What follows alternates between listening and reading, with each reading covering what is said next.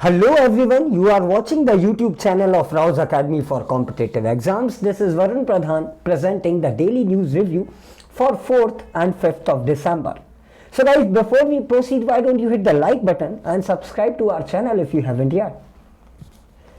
Dear viewers, in the previous video we asked you a few questions, so let's see what are their solutions. Question number 1 was, India signed Economic Development Cooperation Fund loan agreement for intelligent transport system with which country? And the correct answer to this question is C, South Korea. The correct answer is South Korea. In few newspaper you may also find Republic of Korea. Alright, so Republic of Korea is also the right answer. You may get different options. Fine. Another question was, which institution released the State of Global Water Resources 2021? And the correct answer to this question is option B, WMO. WMO, which stands for World Meteorological Organization. So kindly make a note of these two facts and let's proceed to see what is there in today's news. So ladies and gentlemen, first article is related to soil management, as 5th of December is celebrated as World Soil Day. This is a wonderful article which may be very beneficial in your ecology and environmental portion. Fine. So there are certain points to remember in this particular article. Let us see what are those points. So first point which you have to remember is this day, that the World Soil Day is celebrated on 5th of August, right? And so many things are discussed here related to soil management, etc. According to the author, who is an officer in charge of Food and Agricultural Organization, he says that soil degradation can have irreparable consequences on human and ecosystem health, which cannot be ignored. It is a major problem which has to be addressed in a better way. And the theme which this year is following is soil where food begins. So kindly make a note of this as well. If you are preparing for state PCS exams, such factual information are asked frequently. So according to the author, the nutrient loss and pollution significantly threatens the soil, and therefore the nutrition depletes and food security is hindered globally. The main drivers of this soil degradation are industrial activities, mining waste treatment, agricultural activity, transport emission, etc. Fine. He also gave a data that soil degradation in some form or other affects around 29% of total Indian land. ठीक है, 29%, लगभग 29% मिट्टी जो है वो इरोड हो जाती है भारत में, जो कि एक बहुत ही चिंताजनक आंकड़ा है. इसके अलावा एक और आंकड़ा इन्होंने यहां पर दिया कि लगभग 37 लाख हेक्टेयर जमीन जो है उसमें मृदा का नुकसान या हानि हो जाती है. ठीक है, डिप्लीशन हो जाता है ऑर्गेनिक मैटर का. ठीक है, सॉइल के जो ऑर्गेनिक मैटर होते हैं उनका डिप्लीशन हो जाता है, क्योंकि अत्यधिक यूज होता है फर्टिलाइजर का, पेस्टिसाइड का, इरिगेशन का. ये जो कीटनाशक, जीवनाशक इत्यादि प्रयोग किए जाते हैं, इन सब से मिट्टी की जो उपजाऊ प्रकृति है वो कम हो जाती है. ठीक है, He also referred to the India's conservation strategy, मिट्टी को बचाने के लिए क्या क्या प्रयास भारत में किए जाते हैं उसकी बात भी कही है। सो इंडिया जो है वो एक 5 pronged स्ट्रैटेजी फॉलो करता है सॉइल कंजर्वेशन के लिए, जिसमें सॉइल केमिकल फ्री बनाने की बात कही जाती है, saving soil biodiversity, enhancing soil organic materials, maintaining soil moisture, mitigating soil degradation and preventing soil erosion। ये 5 स्टेप लिए जाते हैं जो भारत में मिट्टी के संरक्षण संवर्धन के लिए लिए जाते हैं। ठीक है, 2015 में इंडिया में सॉइल हेल्थ कार्ड स्कीम आई थी। ये स्कीम आपके लिए बहुत इंपॉर्टेंट रहेगी, कई बार सीधे ईयर पूछ लिया जाता है, सो ये ईयर भी आप याद रखिएगा कि सॉइल हेल्थ केयर स्कीम जो है वो 2015 के अंदर आई थी, है ना। इस स्कीम में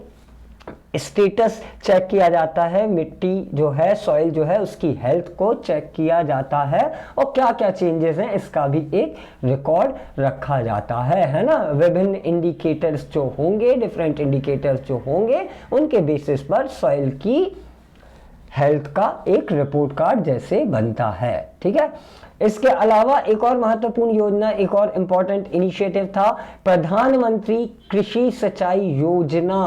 प्रधानमंत्री कृषि सिंचाई योजना was aimed in preventing soil erosion, regeneration of natural vegetation, rainwater harvesting and recharging of groundwater. So you can make a note of these things as well. Also, we implemented the national mission for sustainable agriculture। ठीक है, national mission for sustainable agriculture, जिसमें traditional और indigenous practices को, जो पारंपरिक और देसी परंपराएं हैं, देसी तरीके हैं, जैसे organic farming, natural farming etcetera को बढ़ावा दिया जा रहा है ताकि केमिकल्स पर डिपेंडेंसी हमारी कम हो सके, है ना। ऐसे ही कुछ एक इंटरनेशनल इनिशिएटिव्स भी हैं, जैसे FAO food and agricultural organisation जो है, जो यूएन की एक एजेंसी है, वो मल्टीपल इनिशिएटिव लेता रहा है और साथ ही वो फंडिंग एक्सेट्रा भी करता है जो इंडिया में कंजर्वेशन इनिशिएटिव चल रहे हैं, है ना। तो रिसेंटली एक चीज न्यूज में थी कि FAO ने national rainfed area authority and ministry of agricultural welfare को साथ कोलैबोरेट किया ताकि वेदर फोरकास्टिंग टूल डेवलप हो सके, डेटा एनालिसिस एक्सेट्रा का यूज करके हम वेदर फोरकास्ट कर सकें, जिससे वल्नरेबल फार्मर ग्रुप्स को एक मदद मिल सके, है ना। रेनफेड एरियाज में जहां अत्यधिक वर्षा होती है, ऐसे क्षेत्रों में जो किसान हैं वो उस तरह से अपने आप को तैयार कर सकें। ये सारे कुछ एक इनिशिएटिव है। So overall this article is very very important. मैंने जिस्ट पूरा आपको डिस्कस कर दिया है, but I would suggest that read this article completely and thoroughly, it is very very important. Alright, so ladies and gentlemen, you can boost up your preparation of UPSC civil service exam and MPPSC state service exam by joining batches at Rao's Academy for competitive exams. We have wonderful faculty for these two exams. Separate batches are going for both UPSC and MPPSC, so give wings to your preparation and join our batches shortly. We have very limited seats. Next news is coming from Indian Ocean region, where China is constantly increasing its presence. China लगातार अपनी उपस्थिति बढ़ा रहा है Indian Ocean reason में और लगातार India के लिए ये एक बड़ा थ्रेट जैसा है। ठीक है, देखिए चाइना की यदि हम बात करें तो चाइना की एक पॉलिसी है जिसे कहते हैं string of pearl policy, string of pearls policy के तहत चाइना एक तरह से अपने आप को हार्ड पावर प्रोजेक्ट करने की कोशिश कर रहा है एशिया में, एक बिग ब्रदर वाली पोजीशन असर्ट करने की कोशिश करता है, ठीक है, जो कि इंडिया की सॉवरेनिटी के लिए, इंडिया की इकोनॉमी के लिए एक लगातार खतरा है। इंडिया और चाइना के कॉन्फ्लिक्ट से तो आप भली भांति परिचित होंगे ही, ठीक है। तो चाइना अपनी प्रेजेंस को बढ़ाने की कोशिश कर रहा है इंडियन ओशन में, और इसके लिए उसने कुछ किया है जो आज का हमारा न्यूज़ आर्टिकल है। सबसे पहले हम इसकी जिस्ट समझते हैं, जो राइट हैंड साइड आप अपनी स्क्रीन पर देख पा रहे होंगे। On November 21 China's top development aid agency convened first China Indian Ocean region forum in city of Kunming, ठीक है, in city of Kunming they convened China Indian Ocean region forum's first meeting, ठीक है। तो ये आपको याद रखना है, ये तो नाम से ही क्लियर होगा कि ये इनिशिएटिव चाइना का है, ठीक है। दूसरी बहुत इंपॉर्टेंट बात जो इसमें हमें पढ़नी है, the organisers have said the forum was attended by high level representatives and senior officials from 19 countries। 19 देशों ने इस मीटिंग में भाग लिया है, ठीक है। हालांकि 2 कंट्रीज ने कहा कि हम इसमें पार्टिसिपेट ऑफिशियली नहीं करेंगे, हम आधिकारिक तौर से इसमें भाग नहीं लेंगे। उन 2 देशों के नाम हैं मालदीव्स और ऑस्ट्रेलिया, ये दोनों बात आप याद रखिएगा। इंडिया का रिस्पॉन्स इसको लेकर क्या था? So new Delhi viewed China's recent move in Indian ocean verily, ठीक है। भारत ने इसको थोड़ी केयरफुली और कॉशियसली देखा है। इंडिया इसको बड़े अलर्टली देख रही है, क्योंकि चाइना की ग्रोइंग प्रेजेंस जो है, जैसा मैंने कहा, इंडिया के लिए एक थ्रेट हो सकता है, ठीक है। So let us see what is this forum, what is its aims and objective, which is covered in this article. So CIDCA, this is the new development of China, which is headed by former vice foreign minister, you don't have to remember that name. So it is first ever high level official development cooperation which is led by China, and 19 other countries of Indian Ocean regions have participated, ठीक है। 100 से ज्यादा लोगों ने इसमें participate किया है, जिसमें 19 डिफरेंट कंट्रीज के ऑफिशियल्स आए, ठीक है।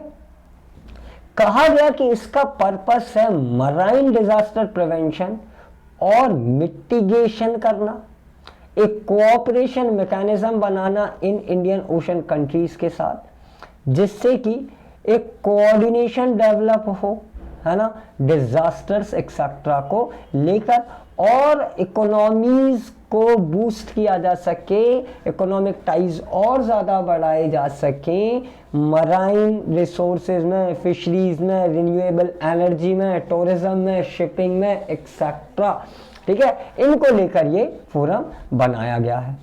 अब हम बहुत क्विकली वो सारी कंट्रीज के नाम भी देख लेते हैं कि कौन कौन सी कंट्रीज इसमें पार्टिसिपेट करने वाली हैं या कर रही हैं। तो उन कंट्रीज के नाम है Indonesia, Pakistan, Myanmar, Sri Lanka, Bangladesh, Maldives, Nepal, Afghanistan, Iran, Oman, South Africa, Kenya, Mozambique, Tanzania, Seychelles, Madagascar, Mauritius, Djibouti and Australia, ठीक है। लेकिन इसमें से ऑस्ट्रेलिया और मालदीव्स ने कहा है कि हम इसमें ऑफिशियली पार्टिसिपेट नहीं कर रहे हैं, ठीक है। इतनी बातें आप ध्यान रखिएगा। Now coming to the Indian stand on this particular thing, that India एक बड़ी कंट्री है, इंडियन ओशन में एक बहुत ठीक ठाक इन्फ्लुएंस वाली कंट्री है इंडिया, और इंडिया को भी चाइना ने इनवाइट भेजा था, ठीक है। लेकिन इंडिया ने इसको बहुत कॉशियसली देखा है ना, कि चाइना आखिर इसमें कर क्या रहा है, ठीक है, कर क्या रहा है, ये चीज इंडिया ने कही है, ठीक है।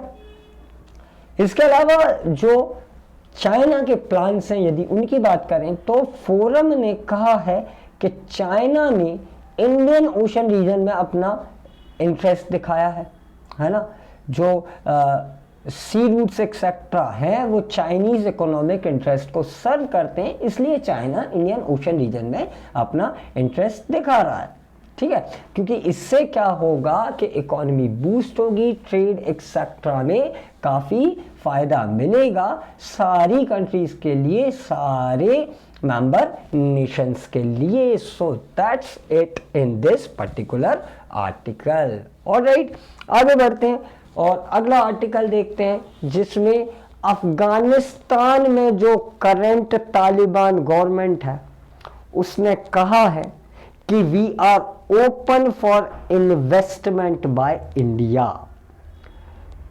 We need investments in Afghanistan. India which was a big partner of Afghanistan prior to the installation of Taliban government, और तालिबान के आ जाने के बाद इंडिया ने इन्वेस्टमेंट बंद कर दिए थे, तो उसको लेकर के अफगानिस्तान की तालिबान गवर्नमेंट ने कहा है कि हमें ज़रूरत है इंडिया के इन्वेस्टमेंट की, ठीक है। इंडिया को इन्वेस्ट करना चाहिए स्पेशली इन अर्बन इंफ्रास्ट्रक्चर, ठीक है। ये भी उन्होंने कहा कि इंडियन इन्वेस्टमेंट की सिक्योरिटी एक्सेट्रा का पूरा ध्यान रखा जाएगा।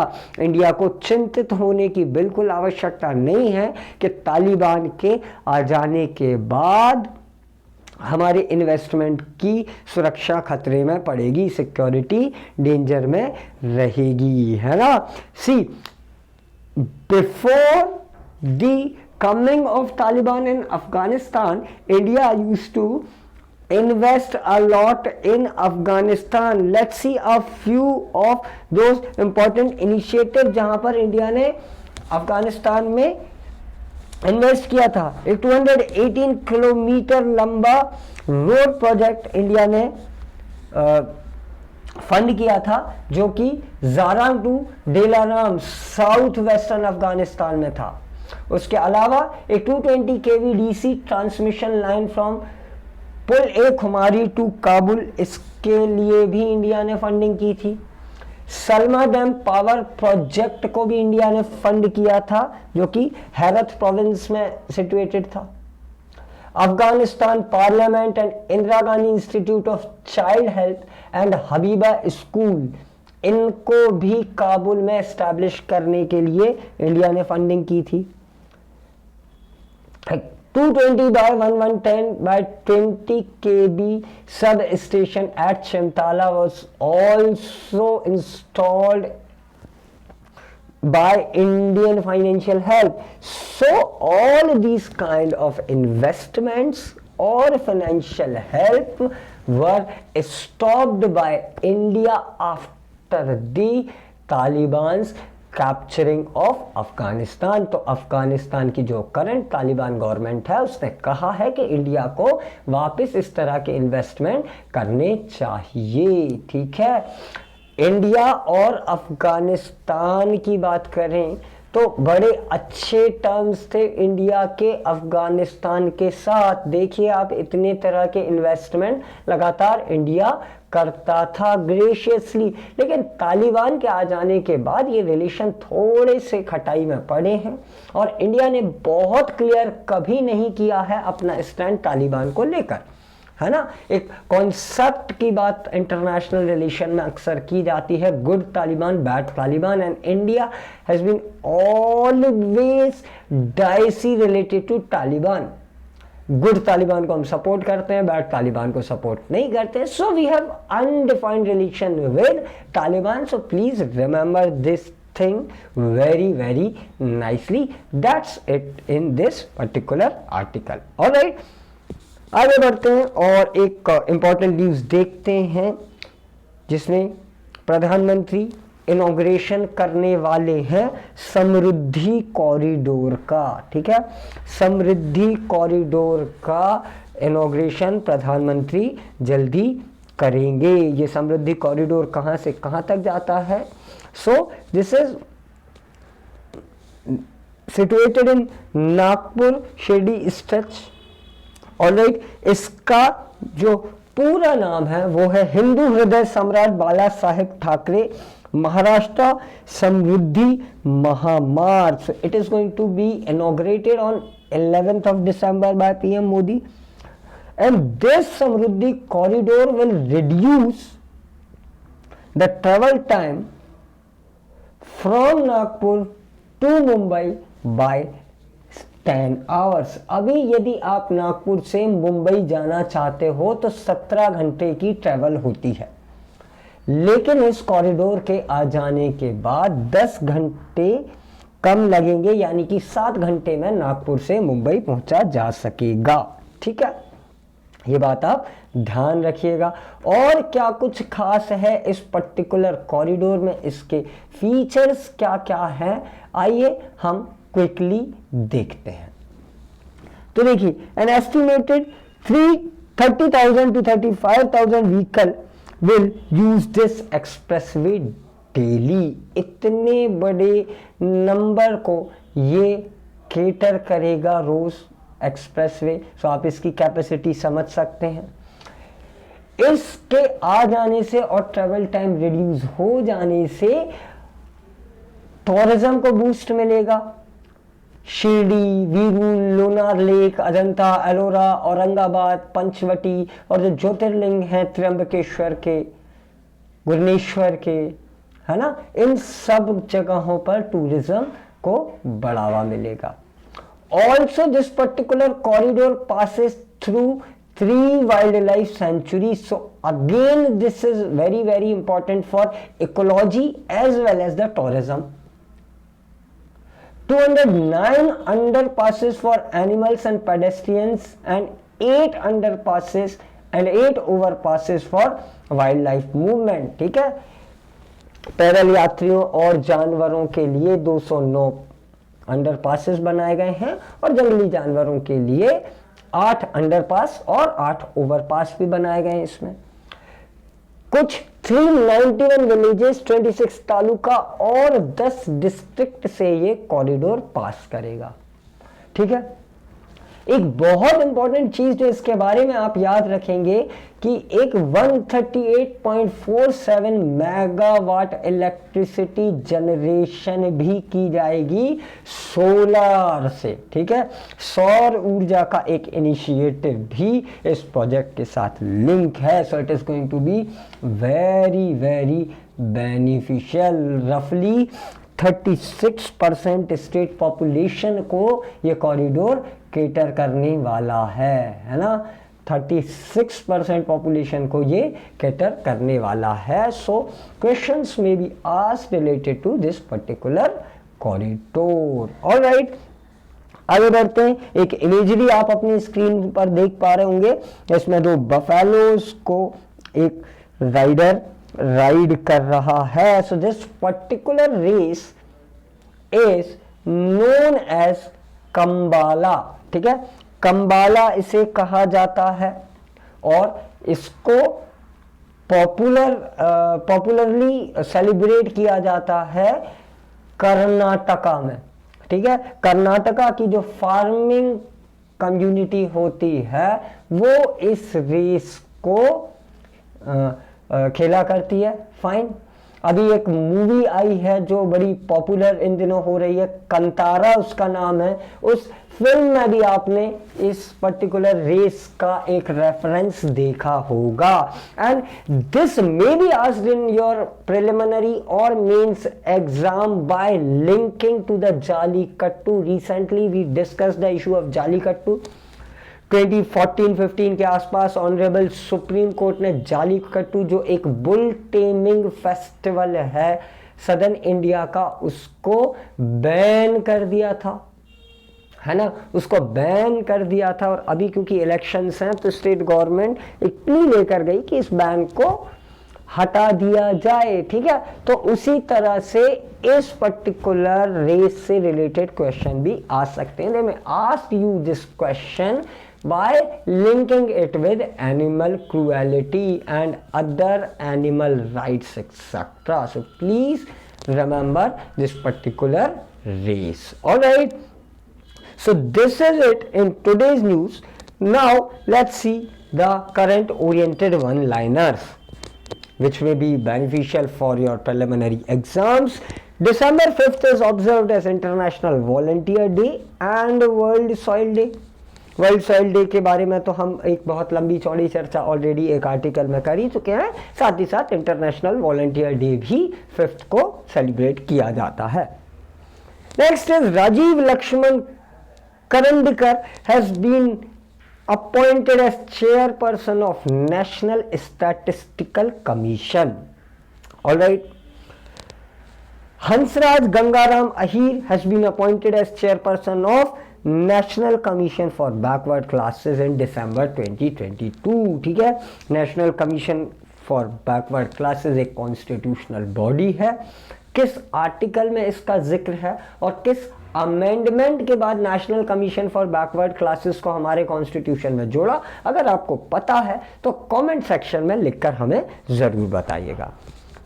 Next is India's first dark night sky reserve will be set up in Ladakh. Ladakh में पहला dark night sky reserve setup किया जाएगा. Next is the Chhattisgarh Legislative Assembly unanimously passed 2 amendment bills to raise reservation in government jobs and admission in educational institution to 76%. ठीक है, छत्तीसगढ़ में आरक्षण को बढ़ाकर 76% कर दिया गया है सरकारी नौकरियों और शैक्षणिक संस्थानों में. ठीक है, इसको आप याद रखिएगा. Is that allowed? So yes, it is absolutely allowed. जो 50% कैप ऑन रिजर्वेशन है उसके साथ एक लाइन और भी लिखी जाती है कि in exceptional condition reservation may be extended to more than 50%. ठीक है, सामान्य परिस्थितियों में 50% से ज़्यादा आरक्षण नहीं दिया जाएगा, लेकिन असामान्य असाधारण आपवादिक परिस्थितियों में 50% से ज़्यादा आरक्षण दिया जा सकता है. ये बात आप ध्यान रखिएगा. All right, so now it is the time for quiz. If you have watched this video nicely, you will be able to answer these questions. Question number 1 is, when is the International Volunteer Day observed? Options are 1st of December, 3rd of December, 5th of December or 7th of December. And another question is, which state has passed bill to raise reservations in the state to 76%? A. Andhra Pradesh, B. Odisha, C. Chhattisgarh, D. Kerala. If you know the answer, please let us know in the comment box, and if you don't know the answer, stay tuned with us. We'll let you know the answer in the next video. So this is it from my side. This is me, Varun Pradhan, signing off for today. If you like this video, do hit the like button, comment your feedbacks or doubts if any. Subscribe to the channel of Rao's Academy for Competitive Exams. Share this video with your fellow aspirants. Follow us on various social media handles to get updates related to competitive exams. We'll catch you soon in the next video. Have a great day.